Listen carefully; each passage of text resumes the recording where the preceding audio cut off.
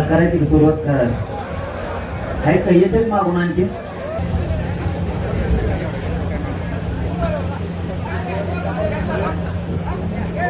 आपल्या आपण सगळे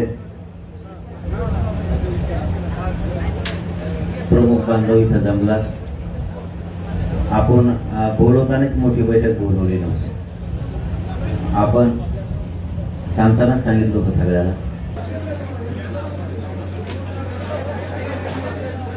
तुम्ही लावून खाली बसावर मोबाईल वले मी लावून टाका.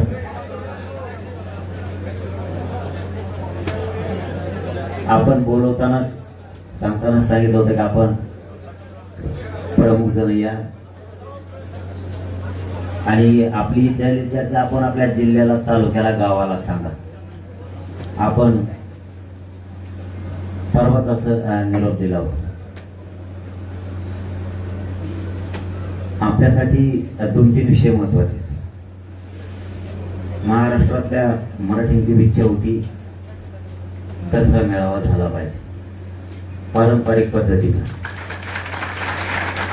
एखाद्या समाजानं इच्छा व्यक्त करणं म्हणजे काय जातीवाद नाही. तो तुमच्या समक्ष तुमच्या साक्षीनं सांगतो तो राजकीय नाही, तो जातीवादाचा पण नाही, तो परंपरेचा आहे. पण राजकीय मेळावे असायचे, राजकीय दसरे मेळावे असायचे, स्वस्वार्थासाठी काय असायचे. अनेक वर्षापासून मी ऐकतोय बरं. मी ज्यावेळेस या प्रक्रियेत बी नसेल तेव्हा बी ऐकायचो आपला कुठंतरी एक मेळावा मोठा असला पाहिजे. कुणीतरी कधी हो म्हणायचं परत ते मागं पडायचं, कुणीतरी हो म्हणायचं पुन्हा ते मागं पडायचं, असं होत चालायचं. एक महाराष्ट्रातल्या कानाकोपऱ्यातल्या मराठ्यांच्या समाजाची पोरायची जास्त इच्छा होती की एक असलाच पाहिजे. म्हणून आपण मग निर्णय घेतला गडाच्या साक्षीनं की इथे एक पारंपरिक दसरा मेळावा सुरू करू. कारण इतकी प्रचंड स्वरूपाची जागा या राज्यात कुठं नाही. मेळावा घ्यायचा म्हणल्याच्या नंतर पाहिजे आपल्याला अपेक्षित आहे तेवढी जागा नाही. तिथं खूप जागा आहे, तिचा आकडा सांगता येत नाही. 723 का काय एकर असे खूप मोठी जागा आहे. तयारी पण ते तशी करताय. एखाद्या समाजाला एखादी इच्छा व्यक्त करणं म्हणजे जातीवाद नाही. त्यांची इच्छा होती. आता तिथं 18 पगड जातीचे, 12 बलुतेदार, शेतकरी, सगळ्या जाती धर्माचे लोक त्या पारंपरिक दसरा मेळाव्याला येऊ शकते आणि त्यांनी यावं सुद्धा. यायचं नाही यायचं तो ज्याचा त्याचा भाग आहे, पण सगळ्यांनी एकजूट सामाजिक दाखवणं गरजेचं आहे. म्हणून आपण तो पारंपरिक दसरा मेळावा तो ठेवलाय. इच्छा तुमची होती ती आता पूर्ण केली. आणि मायबापा होई हे काही गोष्टी गरजेच्या आहेत आपल्याला. कुठंतरी वर्षातून एकदा, आता हे सध्या आंदोलन आहे म्हणून आहे, हे आरक्षण तर मिळणारच. हे तर काय दुमतच नाही. 4 दिवस लेट होईल मागं होईल पुढं पण ते मिळणारच. त्याच्यात त्यांना सुट्टी नाही, अजिबात नाही. पण कुठंतरी वर्षातून आपण एखाद्या वेळेस एकत्र आलो पाहिजे. मग काहीतरी रूढ पडली पाहिजे कायमस्वरूपीची. मग ते आपण जर वाट सुरू करून ठेवली, आपल्या आजोबा पंजोबांनी काही वाटा सुरू केलेल्या असत्या, ते आपण जे म्हणतो जी वाट सुरू झाली पाहिजे, ती वाट सुरू करणं गरजेचं होतं. तर मग राज्यासाठी एक वाट सुरू केली. उद्या त्याला आरक्षण मिळालं, पुन्हा एकत्र कसं यायचं, अनेक काही प्रश्न आहेत ते संपले, मग एकत्र कसं यायचं. तर ते निमित्त होईल आपल्याला की प्रति वर्षाला आपलं एकच टार्गेट राहणार. काम नाही ना, काय नाही ना, दुःख नाही ना, सुख नाही ना, काय नाही. गड सर करायचा म्हणजे दरवर्षी सर करायचा सगळ्यात हे डोक्यात ठेवायचं. आणि खूप आशेनं, खूप इच्छानं, खूप ताकदीनं ते पोरं काम करतायत. बीडमध्ये एका तालुक्यातून 5-6 हजार स्वयंसेवक, 50-55 हजार नुसते स्वयंसेवक आहेत. स्वयंसेवक उभा राहिले तरी सभा होईल. म्हणजे इतक्या ताकदीने लागले, सगळे सुविधा करायला लागले ते सगळ्या. आताही रस्त्याचा प्रॉब्लेम होता तर मी आता इथून कलेक्टर साहेबांना बोललो, आता इथून तुम्ही ते रस्ते करा. ते कलेक्टर साहेब सुद्धा बीडचे चांगले, त्यांनी सांगितलं सगळे चकाचक करतो. म्हणजे ट्रॉफिक होणार नाही. ते रुंद अरुंद येतं, ते त्याचे रुंदीकरण वाढवतो, ते सगळं करतो. आता बीडची टीम भेटल तिथं जाऊन म्हणजे सुविधा एक झाली. महिलांची सुविधा तिथं होणं गरजेचं आहे. टॉयलेटची. ते आडोशाला तिथं ते व्यवस्था करतात म्हणले. जेवणाच्या व्यवस्था त्यांनी केल्या. गावागावाला पण शेजारच्या 100-150 गावात त्यांनाही सांगितलंय की तुम्ही पाणी उपलब्ध करून ठेवा, म्हणजे जाताना मिळतं पण वापस फिरताना लय अवघड. मग त्यावेळेस पाणी पुरलं पाहिजे. त्यांना मोटरी सुरू करून ठेवायचं, कारण आपल्या अंतरवलीचा पाठीमागचा अनुभव आणि आपल्या ती 14 झाली होती 14 ऑक्टोबरला. बघा ना योगन कसं आलं. 2च दिवस कमी आहेत, म्हणजे त्या सभेला 1 वर्ष पूर्ण होत की निमित्तानं इकडं व्हाय ना योगायोगन व्हायला लागलं.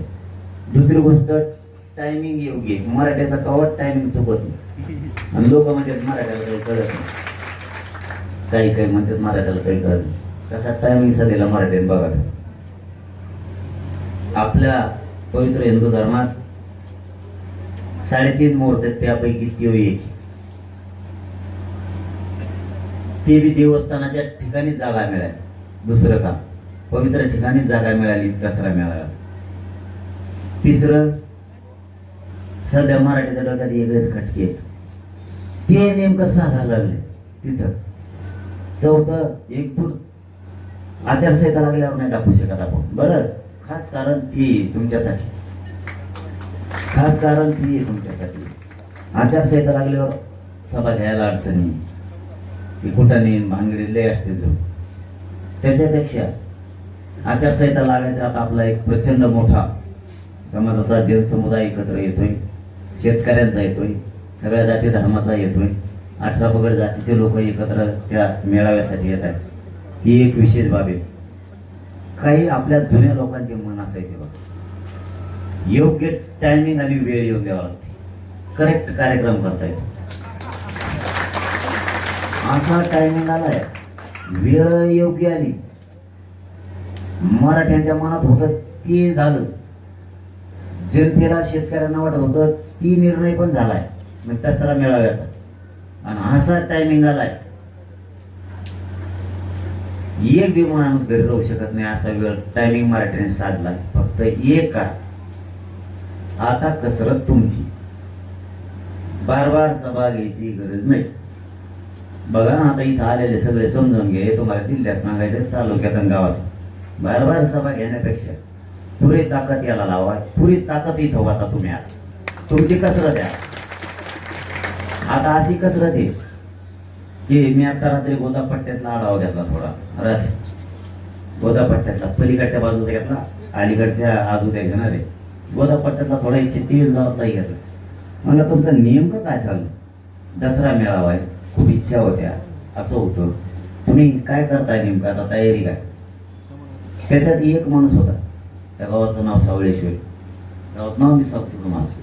त्यावेळेला आमच्या 25 गाड्या लावल्या एका गावाने, ट्रॅक्टर 6, ट्राल्या सकट भरून, रिक्षी आमचे दिले, पिकअप आणि सगळ्या मोटरसायकली, माणूस झाडून पुसून बाहेर निघणार आहेत आमची. म्हणजे ही तयारी पट्ट्याची चालली आहे. आपल्याला ह्या ताकदीने उतरायचा. कानाकोपऱ्यातल्या राज्यातले लोक एकमेकाला हे सांगा, आपल्याला जवळ आहे, परभणीवाल्या जवळ आहे, जास्तीचं जवळ, धाराशिववाल्याला जास्तीचं जवळ आहे, त्यापेक्षा संभाजीनगर इकडून नगर, सोलापूर यांना जास्तीचं एकदम जवळचं सांगतो तुम्हाला, यांना एकदम जवळचं आहे. त्यापेक्षा थोडं लातूर, हिंगोली, नांदेड हे येत आहेत. मग जालना यांना एकदम जवळचं आहे. हे लोक जास्तीचे बाहेर निघा. नाशिक इथं जवळ आले, हे जास्तीचे बाहेर पडा. राज्यातल्या कानाकोपऱ्यातल्या मराठीचं सगळे बाहेर पडणार आहेत. मला आलेले निरोप, मुंबई पुण्यातले मराठवाड्यातून कामाला गेलेले पोरं त्या दिवशी तिकडे थांबणारच नाही, सगळे इकडे रटाटापोटाप येणार. आपले नोकरदार लोक सुद्धा सणाला आल्यासारखं दिवाळीच्या गावाकडे ते तसे येणार आहेत. तिकडे कामगार वर्ग जेवढा आहे सगळा इकडे येणार. मुंबईतले बी असणारे मराठी आणि पुण्यात बी असणारे मराठी तेही इकडे येणार. तर आपण मराठवाडा, पश्चिम महाराष्ट्र, विदर्भ, खानदेश, कोकण आणि मुंबई याही कानाकोपऱ्यातल्या मराठ्यांनी या पारंपरिक मेळाव्याला यावं. सगळ्यांनी या. पण आता इथं जमलेल्यांनी एक लक्षात ठेवा, इतकी कसरत करायची, तुमच्या हातात काय दिवस असते, 5-7 दिवस, 7-8 दिवस, 8 दिवस आहेत, काय कसरत करायची तेवढी करा. पण दसरा मेळावा मराठ्यांना शोभला पाहिजे, एकजुटीला शोभला पाहिजे, त्या शेतकऱ्याच्या एकजुटीला शोभला पाहिजे. तिथं राजकीय किंवा जातीचा किंवा राजकारणाचा तो नाही, पण त्याच्यातून काय जायचं आणि काय नाही जायचं हे जात. ज्यांना पाहिजे त्यांना ते मिळते. आता का त्या मी परवा संभाजीनगरचे बैठक घेतली, 2,000 लोक असते. एका एकाने 10,000 गाड्याचं निवेदन जरी केलं तर 10,000 गाड्या नुसत्या संभाजीनगर जिल्ह्यातून बाहेर पडायला. काय नाही आपल्याजवळ, गाड्या आपल्याजवळ आहेत, ट्रक आहे, टेम्पो आहे, ट्रॅक्टर पिकअप आहे, ट्राल्यातल्या मोठे माणसं बसते, मोटरसायकली आहेत, घरात रावलेल्या डॉक्टरांच्या, वकिलांच्या, शिक्षणाच्या गाड्या, शिक्षकांच्या गाड्या त्याने बाहेर काढायच्या. आपल्या पण आपण बाहेर काढा. आणि हे एक निवेदन, हे 2 सांगितले. तिसरं निवेदन, आपल्या गाव स्तरावर बैठका घ्या आणि आपल्याच गावकऱ्यात आपण वर्गणी जमा करायची. आपण आपल्यातच, काही गरज नाही कोण म्हणतं मी गाड्या दिल्या घोड्या दिल्या. उदाहरणार्थ तिथं गेल्या गावात फक्त 10,000 रुपये गोळा झाले, कोणी 100 दिले, कोणी 200 दिले, कोणी 400 दिले. 10,000 दोन्ही गाड्या, 2-3 गाड्या आहेत. 3 गाड्या जरी तुम्ही त्या लावल्या, गावाचेच पैसे गावालाच द्यायचे, फक्त त्या गाड्या महिलाला द्यायच्या. माणसाने त्या गाडीत बसायचं नाही, सगळ्या गाड्या त्या महिलाला द्यायच्या. 3 गाड्या त्या महिलाला गेल्या. आपल्या प्रत्येक गावासाठी तिथे 2-3 माणसं अशी आहेत, त्यामध्ये मोठी गाडी एक राहून तुम्हाला भाडं आहे. 2-3 गावांना माणसं प्रत्येक गावात आहेत, झाल्या 6. त्याचे सगळे टेम्पो लावून द्या त्यांना. म्हणजे महिलाची जायची याची व्यवस्था होती. माणसं कसं यायचं तुम्ही तुमचं ठरवा. तुम्ही गाड्या बाहेर काढा, नाही तर मोटरसायकलवरती या. महिलांची घरापासून ते गडापर्यंतची व्यवस्था आपण स्वतः करूया, कारण याला प्रचंड मातामावल्यापासून ताकद लावा. सगळं गाफील राहू नका. काही पाऊल तुम्हाला निर्णयाचे घ्यायचे असले, विजयाचे घ्यायचे असले तर काही वेळेस दाखवावं लागतं. एकजूट अन्यायाच्या विरोधात दाखवायला लागते. दसराच त्याच्यासाठी. मग विजय उत्सव कशाचा आहे? अन्यायाच्या विरुद्ध आवाज उठला, न्याय मिळावा, मग ते विजयादशमी झाली. दुःखाकडून समृद्धीकडे जायचं. मग आपण अगोदर आपलं दुःख, आपला संवाद तिथे एकमेकाशी करतोय, आपण तिथे एकमेकाला भेटतोय, आपण एकमेकाचे विचार सांगतोय. आणि मी तिथं आपल्या